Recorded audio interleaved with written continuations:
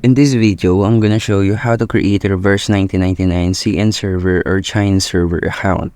First step that you have to do is to install or download Huawei App Gallery in your device.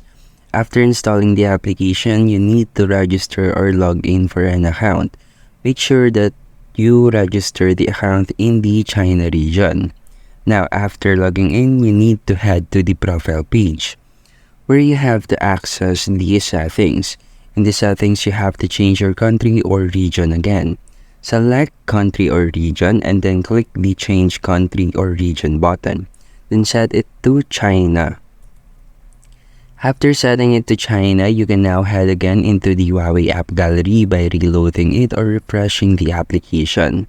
Tap the search bar in it and then type this word or characters that is in Chinese, paired with 1999.